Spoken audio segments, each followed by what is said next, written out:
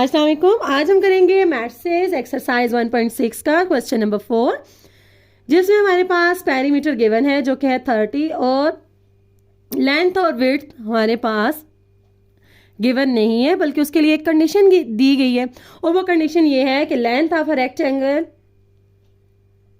Is equal to the twice of its width. तो हमने इस कंडीशन को यूज करना है और डायमेंशंस फाइंड करनी है, यानी लेंथ और विड्थ जो है उनकी वैल्यूज फाइंड करनी है। तो हम इसको सॉल्व कर लेते हैं।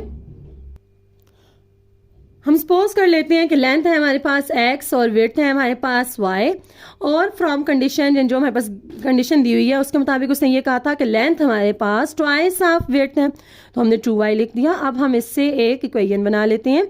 2y हमारे पास राइट साइड पे है, हम इसको लेफ्ट साइड पे लाएंगे तो ये प्लस साइन के साथ है, यहाँ पे आके माइनस साइन के साथ लिखने हो जाएगा और ये हमारे पास इक्वेशन इक्वल होगी 0 के। तो ये आ गई जी हमारे पास फर्स्ट इक्वेशन। अब हमारे पास जो पेरीमीटर गिवन था, हमने पेरीमीटर का फार्मूला लगाना है। पेरीमीटर हमारे पास इक्वल होता है जी 2 लेंथ प्लस विड्थ के।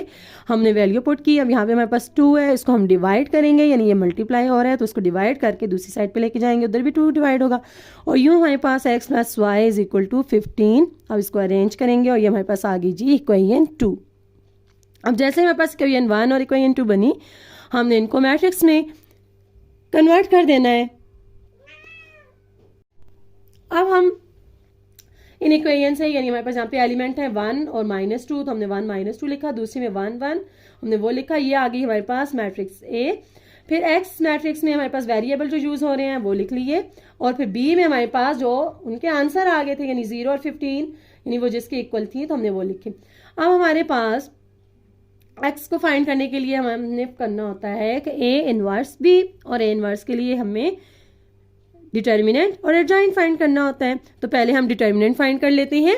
डिटर्मिनेंट के लिए हमने क्रॉस में एलिमेंट्स को मल्टीप्लाई करना है और फिर फर्स्ट के प्रोडक्ट में से सेकंड के प्रोडक्ट को, यानी सेकंड जो प्रोडक्ट आ रहा था उसको सब्ट्रैक्ट कर लेना है।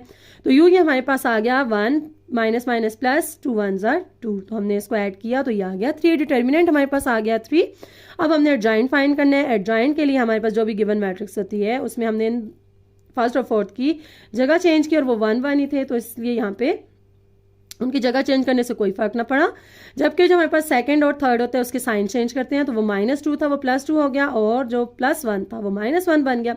अब हमारे पास जैसे ही ए डिटर्मिनेंट और a joint of A find कर लिया, तो हमने इनवर्स की जगह पे इन दोनों की वैल्यू पुट कर लेनी है। अब हम वैल्यू पुट करेंगे और यूँ फिर हम इन दोनों मैट्रिक्स को आपस में मल्टीप्लाई करेंगे। फर्स्ट कॉलम को फर्स्ट एलिमेंट के साथ, फिर प्लस का साइन डाल के सेकंड कॉलम को सेकंड एलिमेंट के साथ, तो यूँ मल्टीप्लाई करने से हमारे पास वैल्यू आ गई जी 30 एंड 15।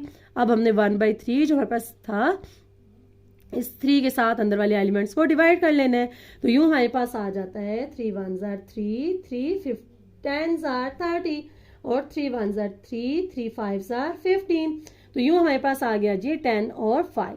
अब हमारे पास X मैट्रिक्स जो थी उसमें ऊपर वाला एलिमेंट X था और नीचे वाला Y था, तो हमने ये कह देना है कि X is equal to 10 and Y is equal to 15, और इस तरह से लेंथ आ गई 10 और विड्थ आ गई 15। तो ये होगा जी हमारा आंसर, और इसमें हमारे पास लेंथ जो है वो विड्थ के ट्वाइस है, यानी डबल है। ये अब 5 थी विड्थ और लेंथ है 10, तो ये होगा हमारा आंसर।